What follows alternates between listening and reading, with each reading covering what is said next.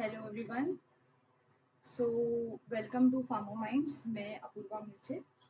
आज हम एक नए टॉपिक से शुरुआत करेंगे। So this would be elimination reaction. Okay. So आप सबको पता होगा कि जीपैट के पेपर में हर साल और नाइपर में भी हर साल इस वाले टॉपिक से बहुत सारे क्वेश्चंस आते हैं। बहुत सारे in the sense you can expect at least 2 questions. Okay, और 2 क्वेश्चंस यानी बहुत हो जाते हैं। अगर आपने 2 करेक्ट कर लिए तो आपका काफी मार्क्स इंक्रीज हो जाते हैं, और अगर आप इसको निगेटिव करते हो तो आपको पता है क्या होता है। इसलिए कॉन्सेप्ट को इतने अच्छे से प्रिपेयर करो कि निगेटिव का चांस ही ना हो। ओके। सो एलिमिनेशन रिएक्शन वाला जो पोर्शन है, इसमें हमें 2 टाइप की रिएक्शन पढ़नी पड़ती है, E1 एंड E2 जो मेजर है, और एक टाइप है इसमें E1CP। ठीक है, एक छोटा सा रिएक्शन है ये, कुछ चीजें इंपॉर्टेंट है इसकी। तो इन तीनों टॉपिक्स में आपको किसी के कुछ स्पेशल पॉइंट्स है E1 में, E2 में और E1CP में, और वो तीनों डिफरेंशिएटिंग है। तो आप काफी अच्छे से इसको याद रख सकते हो, बिल्कुल विदाउट एनी कंफ्यूजन। ठीक है। and this will definitely help you in your GPAT examination and also in NIPER. Okay, so हम अभी टॉपिक को स्टार्ट करते हैं। तो सबसे पहले E1 और E2 समझने से पहले या फिर एलिमिनेशन रिएक्शन समझने से पहले हम इसके कुछ रूल्स पढ़ेंगे। सिर्फ 2 ही रूल्स है कि प्रोडक्ट किस वे में फॉर्म होता है। आप सबने सुना होगा सेडजेव्स रूल के बारे में, हॉफमैन्स रूल के बारे में।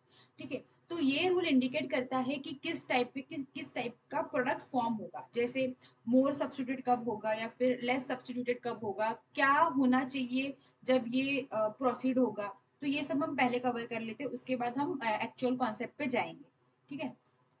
So let's start.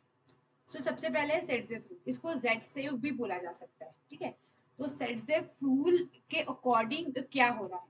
Okay. So it is generally for more substituted alkyne, मतलब इसमें जो भी प्रोडक्ट बनेगा this would be a more substituted alkyne. ठीक है। अब मोर सब्स्टिट्यूटेड अल्कीन जो होता है उसको हम पहचानेंगे कैसे।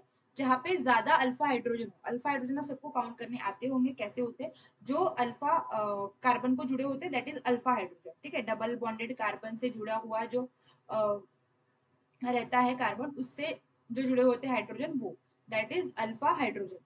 ठीक है। तो इस तरीके से हम उसको काउंट करेंगे, और जो है जिससे ज्यादा होंगे that would be the more substituted alkene. So इसको पहचानेंगे कैसे। देखो, सबसे सीधी लाइन और सरल लाइन जो है वो मैं आपको बताती हूँ। देखो, जब भी इलिमिनेशन करोगे आप, इलिमिनेशन में क्या करना पड़ता है हमें, कोई एक चीज इलिमिनेट होगी और उसकी जगह कोई दूसरा आएगा। ठीक है। मतलब वो कंप्लीटली इलिमिनेट हो जानी है, उसको निकल ही जाना है।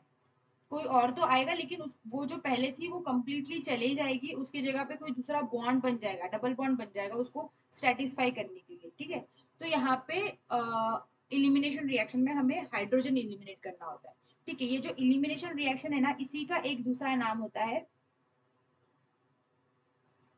Dehydro halogenation reaction. Dehydro halogenation, ठीक है, रिएक्शन। अब इसका मतलब क्या होता है, यहाँ से हाइड्रोजन भी निकलता है, डीहाइड्रो और हेलोजन भी निकलता है। Hydrogen and halogen all together दोनों निकल जाते हैं, और वहां पे उसकी वैलेंसी को सेटिस्फाई करने के लिए डबल बॉन्ड जो होता है वो आ जाता है। ठीक है। सो यहाँ पे पहले हम हाइड्रोजन निकालेंगे। अब ये हाइड्रोजन किस कहाँ से रिमूव होगा, किस कार्बन से रिमूव होगा, वो हमें देखना है। तो हाइड्रोजन रिमूव होता है उस कार्बन से जहाँ पे पहले से ही कम हाइड्रोजन प्रेजेंट है। ठीक है। Hydrogen removes from that carbon which contains less hydrogen atom. ठीक है। तो ये लाइन को याद रखना, आपको हाइड्रोजन वहीं से निकालना है जहाँ पे पहले से हाइड्रोजन कम है। वहां से अगर आपने हाइड्रोजन निकाल लिया फिर डबल बॉन्ड बना लो, तो फिर जो उसके बाद जो आपका प्रोडक्ट बनेगा that would be the more substituted alkyne. ठीक है। उसके बाद जो प्रोडक्ट बनेगा वो मोर सब्स्टिट्यूटेड अल्कीन बनेगा, और इसी को हम सेट रूल बोलते हैं। अब ये कब होगा वो हम आगे देखेंगे। सबसे पहले कैसे होता है वो देखो। when alkyl halide have two or more different beta carbon. अब देखो, एक ही बीटा कार्बन है तो कोई दिक्कत की प्रॉब्लम ही नहीं है। अब मतलब कोई दिक्कत की बात नहीं है, आप उसको जैसे है वैसे कर सकते हो। लेकिन अगर वहां पे 2 बीटा कार्बन आते हैं, ठीक है, अब उसमें से एक समझो CH2 है और एक समझो CH3 है, ऐसा केस आ रहा है समझो। ठीक है, ऐसा केस है। अब यहाँ पे आपका हाइड्रोजन है, यहाँ पे आपका हेलोजन है। अब ये भी आपका बीटा हो गया, ये भी आपका बीटा हो गया। ठीक है, इसमें से ये हेलोजन, इसमें से आप किस वाले बीटा से निकालोगे? ठीक है, तो ये प्रॉब्लम है। तो हमें उस वाले कार्बन से ही हाइड्रोजन को हटाना है जहाँ पे पहले से ही हाइड्रोजन कम है। जैसे हम CH2 से हाइड्रोजन को हटा देंगे, ठीक है, तो ये दोनों हाइड्रोजन हट जाएंगे, हेलोजन हट जाएगा, यहाँ पे बीच में डबल बॉन्ड आ जाएगा। सो इतना सिंपल ये चीज है।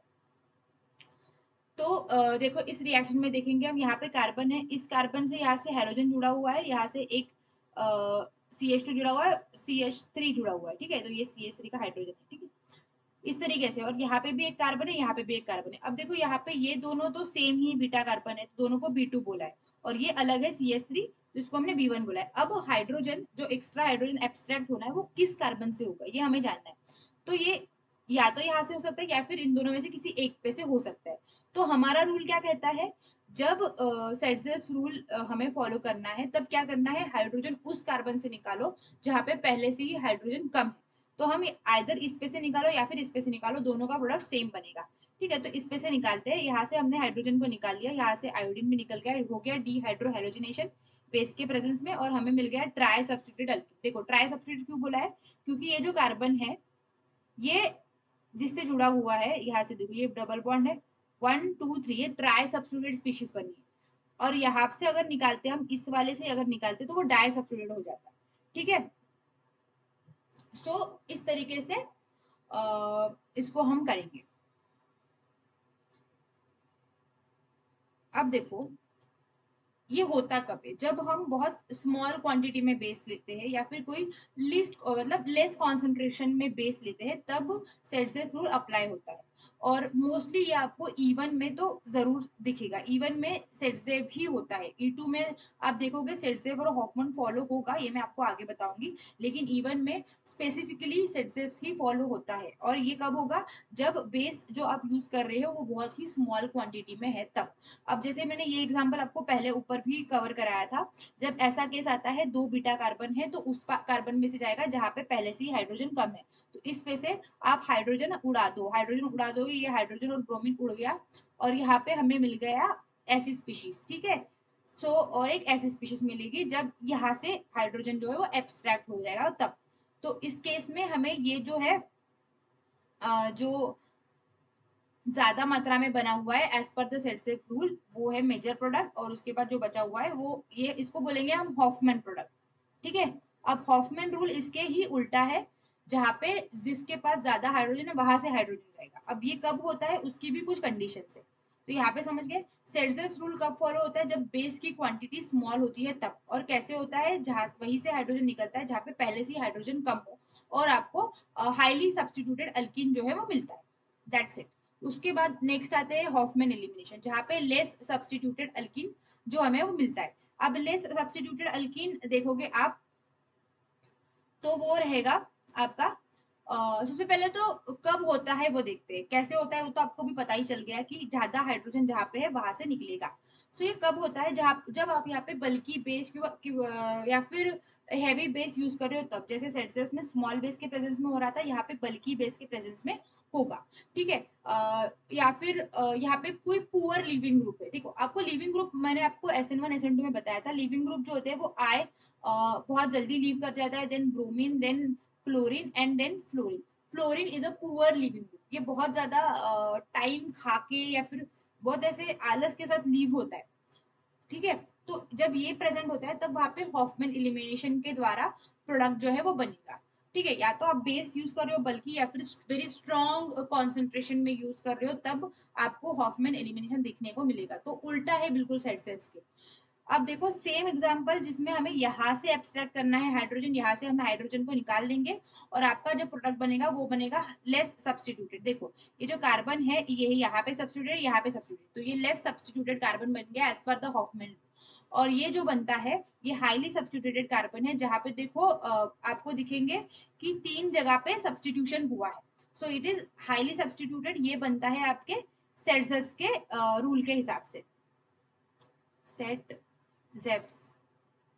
ठीक है, तो ये हॉफमैन के इक्वेशन में ये कम बना है, सेटजेफ के इक्वेशन में ये ज्यादा बनेगा। सो इतना ही सिंपल है, इतना याद रखना है सेड्सेव्स और हॉफमैन में होता क्या है। एक बार फिर से बता दे रही हूँ, सेड्सेव्स में जब होता है जब आप स्मॉल बेस यूज करते हो, हाई मतलब और फास्ट लिविंग ग्रुप होता है, उस केस में आपको हाईली सब्स्टिट्यूटेड मिलेगा। कैसे मिलेगा? जहाँ वहीं से हाइड्रोजन एब्स्ट्रैक्ट होगा जहाँ पे पहले से ही हाइड्रोजन कम हो, और आपको देखना है कि सब्स्टिट्यूशन ज्यादा है या नहीं है। अगर ज्यादा हो रहा है तो समझ जाना इट इज हाईली सब्स्टिट्यूटेड, और उसी के अपोजिट हॉफमैन में होता है। Okay, that's it.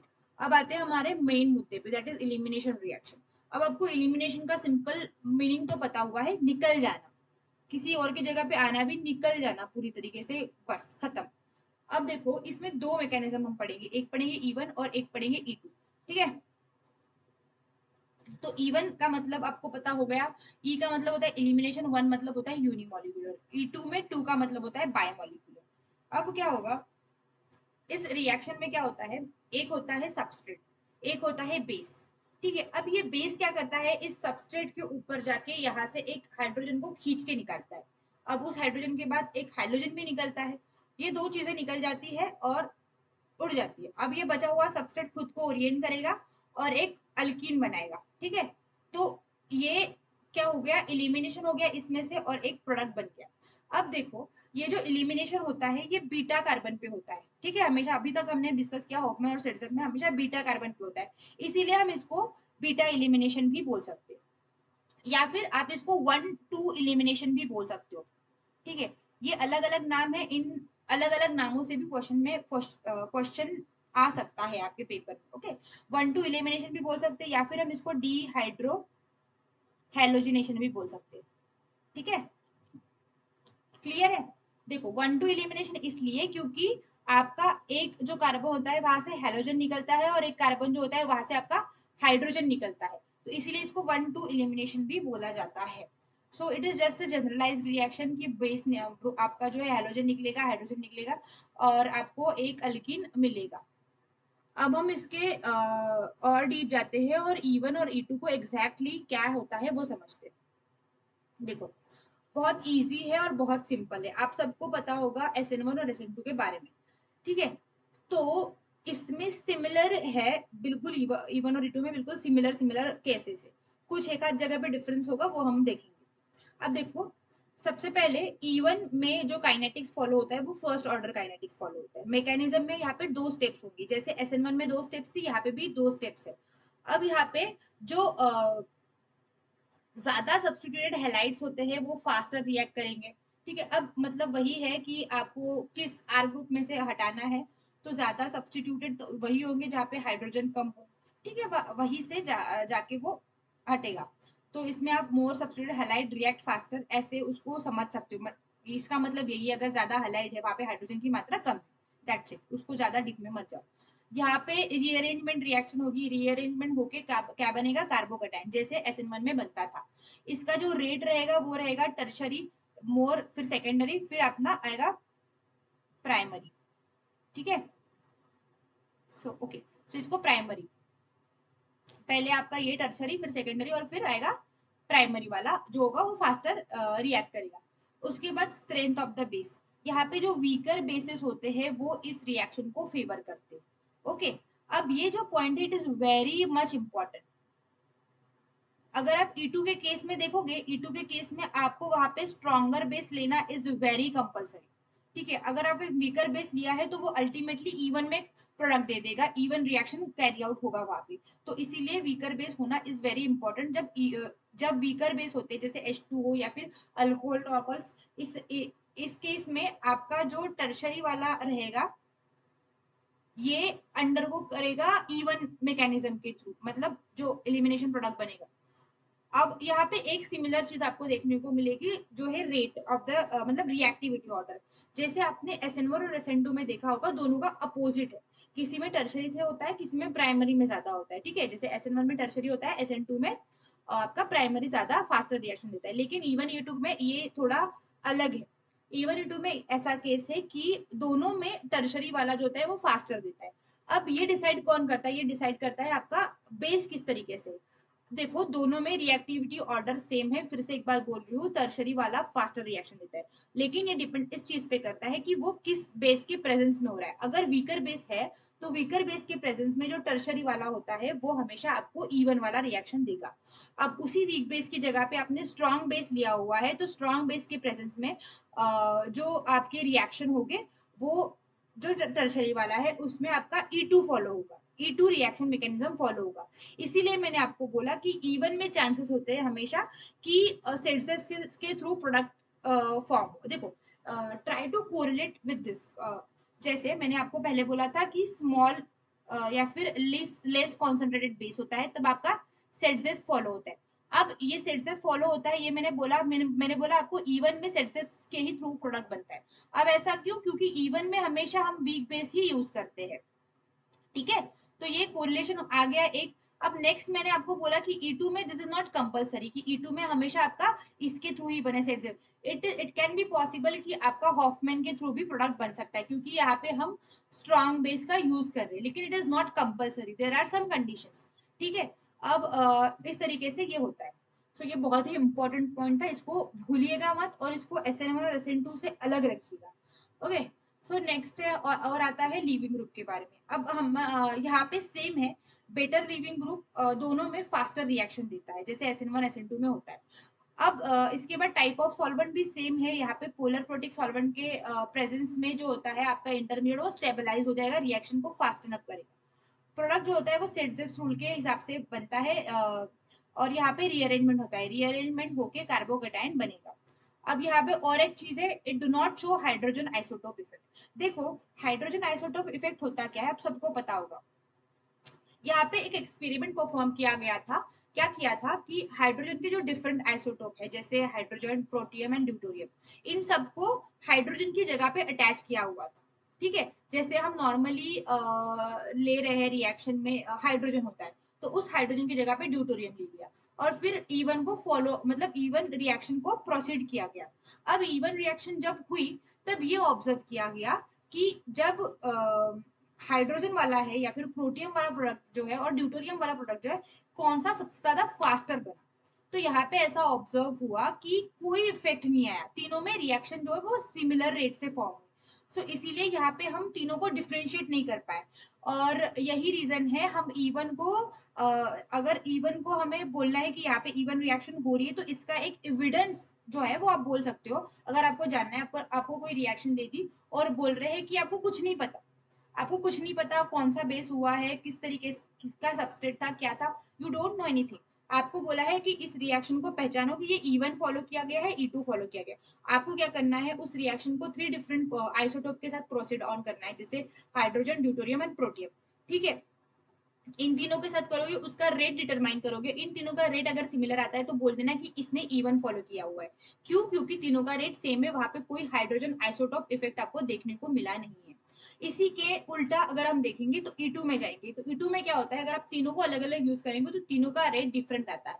अब वो कैसे? तो आपको जो ड्यूटोरियम के लिए रेट लगेगा that would be a little more, थोड़ा ज्यादा टाइम लगेगा प्रोडक्ट बनने के लिए, क्योंकि वो काफी बल्कि होता है, बड़ा होता है, ठीक है। तो वो लीव नहीं कर पाता, तो इसी रीजन से वहां पे ज्यादा टाइम लगता है then the protium and hydrogen. तो इस हिसाब से हम उसको बोल सकते हैं कि वहां पे E2 रिएक्शन कैरी आउट हुई है। सो ये होता है उसका एविडेंस। अब नेक्स्ट आते हैं इवन के मैकेनिज्म की तरफ। तो इवन जो होता है, ये मैंने अभी आपको बोला कि it is a unimolecular reaction और ये फॉलो करता है 2 स्टेप मैकेनिज्म। 2 स्टेप मैकेनिज्म में सेम चीज होगी, पहले आपका कार्बोकैटायन बनेगा, फिर नेक्स्ट इसमें आपको प्रोडक्ट बनेगा जो फाइनल प्रोडक्ट रहेगा। ये फर्स्ट ऑर्डर काइनेटिक्स को फॉलो करता है, और यहाँ पे जो भी रिएक्शन का रेट होता है that is dependent on a single species, ठीक है, that is dependent on a single species. अब हम जो है रिएक्शन के रिएक्शन को समझते। सो रिएक्शन का जो रेट होता है, जैसे मैंने आपको अभी बोला, it is dependent on a single species. तो ये नॉर्मल जनरलाइज रिएक्शन है जिसमें आपका ये है टर्शरी वाला सबस्ट्रेट जो बेस के साथ रिएक्ट करके आपको दे रहा है अल्कीन, ठीक है। अब इसको कैसे होता है समझते हैं। सो ये मैकेनिज्म है, इसमें मैकेनिज्म को अच्छे से समझेंगे, ठीक है। 2 स्टेप मैकेनिज्म है। अब देखो सबसे पहले क्या होता है, जो ब्रोमाइड एटम है वो डिसोसिएट होता है टर्शरी और बनाता है टर्शरी कार्बोकेटाइन। ब्रोमाइड जो है वो धीरे धीरे डिसोसिएट होगा। अब ये जो होता है ये बॉन्ड ब्रेकिंग स्टेप होता है, ये SN1 में भी हमने पढ़ा है, और ये काफी स्लो स्टेप होता है। इट इज, इसी को हम बोलते हैं रेट डिटरमाइनिंग स्टेप। ठीक है। अब इसके बाद क्या होगा, ये ब्रोमीन जो है वो निकल जाएगा और हमें मिल जाएगा टर्शरी कार्बोकेटाइन। अब नेक्स्ट स्टेप में क्या होता है, जो हाइड्रोजन है बीटा कार्बन के ऊपर जो हाइड्रोजन है वो जो है वो हट जाएगा, वो एब्स्ट्रैक्ट कर लेगा, जो बेस आएगा हमने जो बेस यूज किया है वो उसको एब्स्ट्रैक्ट करके निकल जाएगा। ठीक है। अब वहां पे इलेक्ट्रॉन पेयर बचेगा कार्बन हाइड्रोजन के पास, तो वो इलेक्ट्रॉन पेयर शिफ्ट होके वहां पे कार्बन कार्बन पाई बॉन्ड बन जाएगा, मतलब दो तरफ से सिग्मा बॉन्ड टूटे और नया कार्बन कार्बन पाई बॉन्ड बन गया। अब देखो यहाँ पे मैंने बोला है कि base ethanol is a neutral molecule, therefore it is a very weak base. जैसे अभी बोला स्ट्रॉन्ग बेस जो होता है वो favours E2 and weak base it favours E1 reaction. Okay, so यही आपको जानना है और यही बहुत इंपॉर्टेंट लाइन है इसमें। अब देखेंगे मैकेनिज्म में जो अभी हमने पढ़ा। देखो पहले क्या हुआ, ब्रोमाइड निकल जाएगा और हमें मिल जाएगा कार्बोकेटाइन इंटरमीडिएट, ठीक है, प्लस चार्ज वाला। अब क्या करेगा, बेस आएगा, बेस इस हाइड्रोजन को रिमूव करेगा, ये हाइड्रोजन रिमूव हो गया, ये आपका बीटा कार्बन है, ये भी आपका बीटा कार्बन है, तो इन दोनों में से किसी एक कार्बन के ऊपर से हाइड्रोजन जो होगा वो रिमूव हो जाएगा और आपको यहाँ पे डबल बॉन्ड प्रोड्यूस होगा और ये आपका प्रोडक्ट बन जाएगा।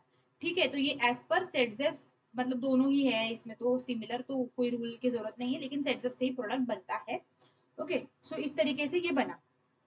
अब ये हो गया आपके E1 के बारे में। E1 में हमने क्या चीजें पढ़ी, ये बहुत इंपॉर्टेंट है इतना कि इसमें कार्बोकेटाइन बनता है, रेट क्या होता है, वीक बेस फेवर करता है, सेटजेफ रूल होता है, हाइड्रोजन आइसोटोप इफेक्ट नहीं दिखता, रीअरेंजमेंट होता है, ये चीजें। अब इसके बाद हम आते हैं E2 पे। ठीक है। अब E2 देखो, E2 भी E1 जैसा है, अभी ये जल्दी जल्दी हो जाएगा। E2 जो होता है ये सेकंड ऑर्डर काइनेटिक्स को फॉलो करता है, यहाँ पे दोनों स्पीशीज पे रेट डिपेंड करता है इसके, ये सेकंड ऑर्डर है। और यहाँ पे सिंगल स्टेप में रिएक्शन होता है, जैसे हमने SN2 में पढ़ा था ट्रांजिशन स्टेट बनती है, वैसे ही यहाँ पे भी ट्रांजिशन स्टेट बनेगा। एक सिंगल स्टेप में रिएक्शन होगा, हटेगा जुड़ेगा, जो भी चीज होनी है सब एक साथ होगा। ठीक है। अब सिमिलरली यहाँ पे भी मोर हाईली सब्स्टिट्यूटेड ज्यादा जल्दी रिएक्ट करेंगे। और जैसे देखोगे आप, आपका जो सीक्वेंस है बिल्कुल सेम है, टर्शरी सेकेंडरी एंड प्राइमरी, यहाँ पे प्राइमरी।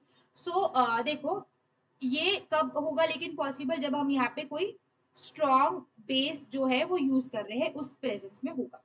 अब नेक्स्ट जो है, stronger base favours the reaction, better leaving group fasten of the reaction, और ये जो होता है वो पोलर अप्रोटिक सॉल्वेंट के प्रेजेंस में होता है, similarly in case of SN2। अब यहाँ पे आपको रीअरेंजमेंट नहीं देखने को मिलती है, हाइड्रोजन आइसोटोप इफेक्ट देता है, मैंने आपको अभी बताया था कि आप अलग अलग आइसोटोप के प्रेजेंस में अलग अलग रेट होता है। उसके बाद हाइड्रोजन एक्सचेंज इफेक्ट आपको नहीं देखने को मिलता है यहाँ पे, और ये बहुत ज्यादा लार्ज एलिमेंटल इफेक्ट शो करता है, मतलब जैसे आप आयोडीन ब्रोमीन क्लोरीन और फ्लोरीन का कंपैरिजन करें तो इन डिफरेंट एलिमेंट्स में डिफरेंट हो जाता है रेट। आयोडीन में सबसे ज्यादा फास्टर होता है, देन क्लोरीन, ये तो दोनों में होगा वैसे। तो इस तरीके से ये एलिमेंट इफेक्ट भी शो करता है, और जो आपका प्रोडक्ट बनता है वो सेटसेफ या फिर हॉफमैन रूल के हिसाब से बनता है। ठीक है, ये हो गया E2 के बारे में। इसके बाद इसका जो रिएक्शन है वो ऐसा ही रहेगा, सिमिलर जो है। अब यहाँ पे देखो जैसे E1 में पढ़ा था वैसे ही सेम प्रोडक्ट यहाँ पे बनेगा, दो स्पीशीज पर डिपेंड करेगा। इसका जो एक्चुअल मैकेनिज्म है वो देखते हैं। अब देखो यहाँ पे क्या दिया है, the base OH uses the electron pair to attack beta hydrogen of beta carbon. अब देखो ये जो बेस का जो OH होता है, ओके, ये क्या करता है, इस बीटा कार्बन के हाइड्रोजन पे करता है अटैक, अटैक करता है उसको जाके। At the same time the beta CH sigma bond begins to move into the become a pi bond of the double bond. अब क्या होता है, ये इसको अटैक कर जैसे कर देता है, वैसे ही यहाँ पे जो सिग्मा बॉन्ड है CH के बीच में, ये बॉन्ड शिफ्ट हो जाता है और बना लेता है, पाई बॉन्ड बनाने की कोशिश करने लगता है। ठीक है, सिग्मा बॉन्ड ब्रेक होकर पाई बॉन्ड बनाने की कोशिश करता है। Mean while the bromine departs, अब इसी दौरान ब्रोमीन जो होता है वो डिपार्ट होने लग जाता है, उससे छूटने लग जाता है।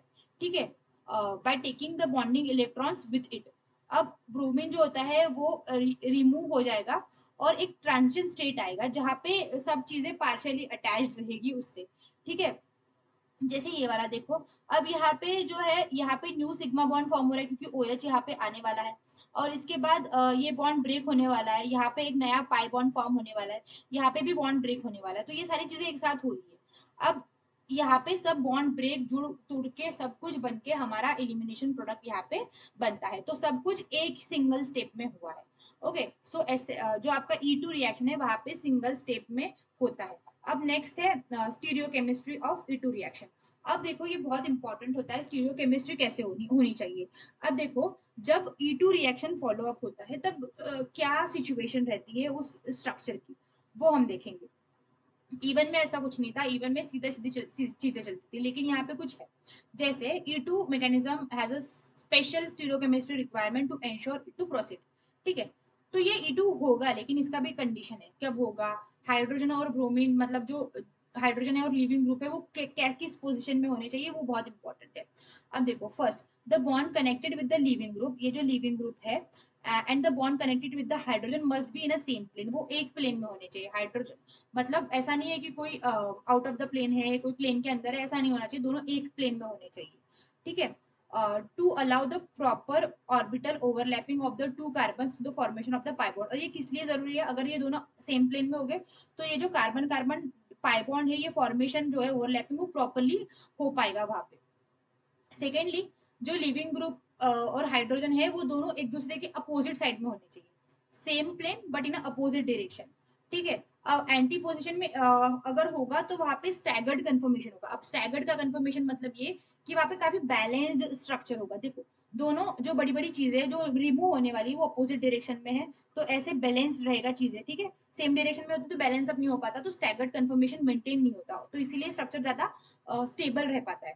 ओके, और स्टैगर्ड कंफर्मेशन में जो एनर्जी होती है वो भी कम होती है, और एनर्जी कम होने के कारण रिएक्शन का रेट जो होता है वो फास्टर अप होता है। तो दो पॉइंट आपको समझ में यहाँ पे आए कि सेम प्लेन में होना चाहिए हाइड्रोजन और लिविंग ग्रुप, और सेकेंड चीज जो है हाइड्रोजन और जो लिविंग ग्रुप है वो आपके एंटी पोजिशन में होने चाहिए या फिर अपोजिट डायरेक्शन में होने चाहिए, ठीक है। तो इसी को हम बोलते हैं एंटी कोप्लेनर कंफर्मेशन, ये दोनों अपोजिट डायरेक्शन में और सेम प्लेन में होगा। अब क्या होगा, देखो, because of this anti-planar conformation, the requirement of the E2 reaction, one stereoisomer will produce preferably over another, ठीक है। इसको ही बोलते हैं हम स्टीरियो सिलेक्टिविटी। तो ऐसा जब होता है तब एक जो आइसोमर बनता है वो दूसरे के कंपैरिजन में ज्यादा बन जाता है, ठीक है। और हमेशा यहाँ पे आपको एक अपोजिट वाला प्रोडक्ट मिलेगा, ई वाला प्रोडक्ट मिलेगा। जैसे इसमें आप देखोगे ये जो रिएक्टेंट है इसमें आपको ई आइसोमर जो होगा वो मिलेगा ओवर द जेड आइसोमर, ठीक है। जेड नहीं मिलेगा, ई मिलेगा। क्यों ऐसा हुआ, क्योंकि देखो जो एच जो है आपका वो एंटी पोजिशन में है as compare to the leaving group, ठीक है, दोनों अपोजिट डायरेक्शन में। तो जो होल कंपाउंड है वो स्टैगर्ड कंफर्मेशन में प्रेजेंट है। और अब जो चीजें हटने वाली है, वो जो चीजें हटने वाली है वो दोनों अपोजिट डायरेक्शन में वो हटेगी, और एक नया कंफर्मेशन मिलेगा, और आपको पहले से वो अपोजिट डायरेक्शन में मिलेगा, ठीक है। तो सिंपली इतना ही याद रखना है, जो भी आपका प्रोडक्ट बनेगा वो आपका ई आइसोमर बनेगा ओवर द जेड, या फिर उल्टा बनेगा जो भी आपका इनिशियली है उससे, ठीक है। क्योंकि वो पहले से ही एंटी पोजिशन में थे, वो हटेंगे, जो नॉर्मल स्ट्रक्चर है वो रिटेन होगा, और जो हटने वाले स्ट्रक्चर है वो अपना ओरिएंटेशन चेंज करके आपका प्रोडक्ट देगा। ओके, तो इस तरीके से स्टीरियो सिलेक्टिव प्रोडक्ट मिलता है आपको E2 में, और ई आइसोमर मिलेगा, ठीक है। ई आइसोमर तो पता होता है आप लोग को, अलग अलग मतलब डिफरेंट प्रोडक्ट। अब देखो, यहाँ पे जो रेट फॉलो होता है मैंने अभी डिस्कस किया, जो आपका RI वाला है वो ज्यादा फास्टर देगा then RBR then RCl then RF, ठीक है। यहाँ पे एक ट्रांजिशन स्टेट का फॉर्मेशन होता है, ठीक है। So this is all about E2 reaction. अब इन दोनों को कंपेयर करें तो एक ब्रॉड कंपैरिजन आपको मिलेगा। E1 में जो रेट डिपेंड करता है वो आपका एक ही सबस्ट्रेट पे होता है, और E2 में जो होता है वो सबस्ट्रेट और बेस दोनों पे होता है, इसलिए E2 बोला जाता है। ओके, उसके बाद मल्टी स्टेप, दो स्टेप में होता है, कार्बोकेटाइन बनता है, रीअरेंजमेंट होती है यहाँ पे कोई रीअरेंजमेंट आपको देखने को नहीं मिलेगी, ठीक है। और ये वन स्टेप होता है, कंसर्टेड मतलब सिंगल सिंगल गो में हो जाता है, ट्रांजिशन स्टेट के साथ। इसके बाद आपको मोर सब्स्टिट्यूटेड मोर स्टेबल अल्केन मिलेगा। यहाँ पे अगर डिपेंड करेगा स्मॉल बेस है तो मोर सब्स्टिट्यूटेड मिलेगा, बल्कि बेस है तो वीक लेस सब्स्टिट्यूटेड हॉफमैन के थ्रू मिलेगा। नेक्स्ट इसका जो रिएक्टिविटी ऑर्डर है वो सेम है, प्राइमरी में इवन फॉलो ही नहीं होता। ठीक है, ये आप समझ सकते हो कि नहीं है चांसेस वहां पे। वीक बेस इसको देगा रिएक्शन, यहाँ पे स्ट्रॉन्गर बेस इन्वॉल्व हो गए। ठीक है, अब स्ट्रॉन्ग बेस और बल्कि बेस में भी डिफरेंस है। ठीक है, स्ट्रॉन्ग बेस मतलब स्मॉल क्वांटिटी में बेस है लेकिन वो बहुत कॉन्सेंट्रेशन उसका हायर है। ओके, बल्कि बेस मतलब लार्ज लार्ज बड़े बड़े ग्रुप्स लगे हुए हैं और वो बड़े बड़े ग्रुप्स वाला जो होता है वो आपको हॉफमैन प्रोडक्ट देगा। ठीक है, और यहाँ पे हाइड्रोजन आइसोटोप इफेक्ट नहीं होता, यहाँ पे होता है हाइड्रोजन आइसोटोप इफेक्ट। इसके बाद जो होता है base do not participate in rate limiting step, क्योंकि यहाँ पे जो आरडीएस होता है वो आपका कार्बोकेटाइन फॉर्मेशन वाला स्टेप होता है। यहाँ पे एक ही स्टेप है, वही आपका आरडीएस है, वही सब कुछ है। ठीक है, यहाँ पे फर्स्ट ऑर्डर काइनेटिक्स होता है, यहाँ पे सेकेंड ऑर्डर काइनेटिक्स होता है। Okay, so that is E1 and E2 का डिफरेंस। नेक्स्ट आता है E1 सीबी रिएक्शन। देखो E1 सीबी रिएक्शन जो होती है ये हम इसको बोलते हैं conjugate base, unimolecular conjugate base, elimination unimolecular conjugate base. अब ये रिएक्शन उस कंडीशंस में होती है जब पुअर लीविंग ग्रुप होता है। ठीक है, पुअर लीविंग ग्रुप होता है मतलब हमेशा जो प्रोडक्ट बनेगा वो हॉफमैन के रूल के हिसाब से बनेगा। ओके, और इंटरेस्टिंग सी चीज है यहाँ पे, ये सेकंड ऑर्डर काइनेटिक फॉलो करता है। देखो E1 है तो कंफ्यूज मत होना, ये सेकंड ऑर्डर काइनेटिक फॉलो करता है, टू स्टेप मैकेनिज्म होता है। यहाँ पे रेट डिटरमाइनिंग स्टेप होती है और यहाँ पे एक बनता है कार्बो अनायन, माइनस चार्ज वाला बनता है Cb में। ठीक है, अभी तक कार्बोकेटाइन पढ़ रहे थे, यहाँ पे आपका कार्बो अनायन बनेगा। ओके, सो हाँ, जो लिविंग ग्रुप लॉस होता है फॉलो द हॉफमैन रूल, क्योंकि यहाँ पे लिविंग ग्रुप पुअर होगा, जब लिविंग ग्रुप पुअर होगा तभी E1 सीबी रिएक्शन होगी। That's it. ठीक है, तो प्रोडक्ट जो होता है वो हॉफमैन के रूल के हिसाब से बनता है। अब देखो यहाँ पे जैसे आपको इस वाले रिएक्टेंट में दिख रहा होगा क्लोरीन भी जुड़ा हुआ है, फ्लोरीन भी जुड़ा हुआ है। अब ये क्लोरीन बस ऐसे आप हाइड्रोजन की जगह पे कंपेयर मतलब समझ लो कि क्लोरीन प्रेजेंट है। आपका जो असली लिविंग ग्रुप है वो है ये, which is a very poor, इसमें से कोई भी एक फ्लोरीन जो है वो रिमूव होगा। ठीक है, so it is a poor leaving group. अब सबसे पहला स्टेप क्या होता है इसमें कि आपका जो बेस होगा वो आएगा और इस हाइड्रोजन को लेके जाएगा। ठीक है, अब ये हाइड्रोजन लेके गया, यहाँ पे कार्बो एनायन बनेगा। कार्बो एनायन के ये कार्बन क्या करेगा, इससे हाइड्रोजन को इससे इलेक्ट्रॉन्स को एब्स्ट्रैक्ट कर लेगा और अपने पास रख देगा। अपने पास रख देगा तो इसके ऊपर माइनस चार्ज आ जाएगा और ये बन जाएगा आपका कार्बो अनायन। ओके, नेक्स्ट स्टेप में क्या होगा, ये जो लोन पेयर्स ऑफ इलेक्ट्रॉन है ये कार्बन कार्बन के बीच में पाई बॉन्ड बना लेंगे। ठीक है, पहले क्या हुआ, डीप्रोटोनेशन हुआ, हाइड्रोजन निकल गया। फिर नेक्स्ट स्टेप में क्या हुआ, आपके जो लोन पेयर ऑफ इलेक्ट्रॉन्स थे उन्होंने पाई बॉन्ड फॉर्म किया और साइमल्टेनियसली उसी दौरान आपका जो लीविंग ग्रुप हो गया वो निकल गया। लीविंग ग्रुप निकल जाएगा तभी ना ये कार्बन अपनी बैलेंस सेटिस्फाई करके यहाँ पे डबल बॉन्ड बनाएगा, है ना। सो उस तरीके से यहाँ पे डबल बॉन्ड बन जाएगा और ये बन जाएगा पाई बॉन्ड और ये बन गया आपका हॉफमैन एलिमिनेशन के थ्रू प्रोडक्ट। ठीक है, सो ये होता है E1 सीबी रिएक्शन। यहाँ पे जो क्लोरीन लिखे उससे कंफ्यूज मत होना, हम यहाँ पे हाइड्रोजन भी लगा सकते हैं। Okay, it doesn't mind, hydrogen वाला एग्जांपल से समझ लेंगे तो यहाँ पे सारी जगह पे हाइड्रोजन हाइड्रोजन आ जाएगा। ठीक है, सो ये होता है आपका E1 सीबी रिएक्शन।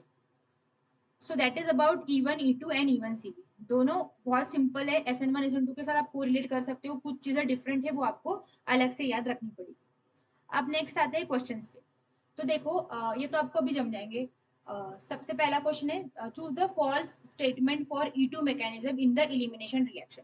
E2 के लिए आपको फॉल्स स्टेटमेंट, और ये बहुत अच्छे से पढ़ना है एग्जाम में, आप इसको फॉल्स नॉट ये तो छोड़ ही देते हैं बच्चे। देखो सबसे पहला है these are accompanied by the rearrangement, पहला ही पॉइंट मिल गया जो E1 में होता है E2 में नहीं होता है। नेक्स्ट है show the large hydrogen isotope effect, ये होता है डिफरेंट डिफरेंट रेट होता है। शो द एलिमेंट इफेक्ट, ये भी होता है। और इसके बाद are not accompanied by the hydrogen exchange, यहाँ पे ये तीनों जो है वो करेक्ट है, खाली ये जो है ये रॉन्ग है। यहाँ पे रीअरेंजमेंट आपको देखने को नहीं मिलेगी। ठीक है, कार्बोकटाइन नहीं बनता, so this is the correct option. Next question जो है that is about E1 CB reaction. इसमें आपका इंटरमीडिएट क्या बनता है, कैटायन बनता है, एनायन बनता है, फ्री रेडिकल बनता है, या फिर सभी बनते हैं। तो आपको पता होना चाहिए कि कार्बो अनायन बनता है। E1 में जो बनता है वो कार्बोकैटायन बनता है, E1CB में जो बनता है वो कार्बो अनायन बनता है, SN1 में जो बनता है वो कार्बोकैटायन बनता है। बाकी E2 और उसके अलावा जो आपका SN2 है वहां पे ट्रांजिशन स्टेट बनती है, there is no formation of intermediate. ठीक है, नेक्स्ट है which of the following statement regarding E1 mechanism is wrong. अब E1 के बारे में क्या गलत है वो बताना है। तो reaction by the E1 mechanism are unimolecular in the rate determining step. ठीक है, सही है। Reaction of the E1 mechanism are generally first order, सही है। उसके बाद E1 mechanism are as usually occur in the one step multi step. देखो E1 में हमने पढ़ा था टू स्टेप मैकेनिज्म है, क्योंकि पहले में इंटरमीडिएट बनता है, सेकेंड में क्या होता है, इलिमिनेशन होता है। ठीक है, इलिमिनेशन होता है, तो ये हो गई हमारी two step reaction. One step तो हमारा E2 है। ठीक है, सो ये जो होगा ये हमारा करेक्ट ऑप्शन होगा। नेक्स्ट है which of the following statement regarding the mechanism of elimination reaction is wrong. अब ये ब्रॉड वे में पूछा है। E1 mechanism does not require base, गलत। E1 E1 हो या E2 है, सब में बेस की जरूरत होगी, बिना बेस के रिएक्शन ही नहीं होगी। E2 mechanism generally occur in the highly basic condition, true है। E2 is a stereospecific reaction. ठीक है, उसके बाद E1CB mechanism is usually as usually unimolecular in the rate determining step but leads to a second order rate law। ये सही है, इसके बारे में अभी हमने पढ़ा। तो सबसे गलत जो स्टेटमेंट है वो ये है कि E1CB में बेस की जरूरत नहीं होती। बेस की जरूरत होती है, भले ही उस पर डिपेंड नहीं करता, लेकिन बिना बेस के रिएक्शन कैरी आउट नहीं हो पाएगी। सो इसमें ये वाला ऑप्शन करेक्ट है। ठीक है, so that's all about elimination reaction. इसमें हमने देखा, पहले हमने रूल्स पढ़े, कौन से रूल्स पढ़े, और सेट्सेस रूल के बारे में पढ़ा, फिर हॉफमैन के बारे में पढ़ा, फिर E1 क्या होता है, कैसे उसके अलग अलग पॉइंट्स है उसके बारे में पढ़ा, कैसे फॉलो अप होती है, फिर E2 का स्टीरियो सिलेक्ट मतलब जो है स्टीरियो केमिस्ट्री कैसा होना चाहिए वो देखा, फिर E1CB रिएक्शन के बारे में देखा। Okay, so that's all about elimination reaction. इसके अलावा आपको इस पे कुछ भी क्वेश्चन आते हैं, कुछ भी डाउट आते हैं, तो you can just comment down. और नेक्स्ट वीडियो में मिलेंगे एक नए टॉपिक के साथ। तब तक के लिए पढ़ते रहिए, and yes, all the best, happy learning. और इसी तरीके से नए लेक्चर्स या फिर नया कुछ आपको पढ़ना होगा तो आप फार्मा माइंड्स ज्वाइन कर सकते हैं, उसके लिए आपको सारी डिटेल्स मिल जाएंगी। सो यस, आप फार्मा माइंड्स के साथ अपनी जीपैट की प्रिपरेशन को बूस्ट अप कर सकते हैं और काफ़ी इजी बना सकते हैं। So that's it for today, guys. All the best, and thank you so much for attending.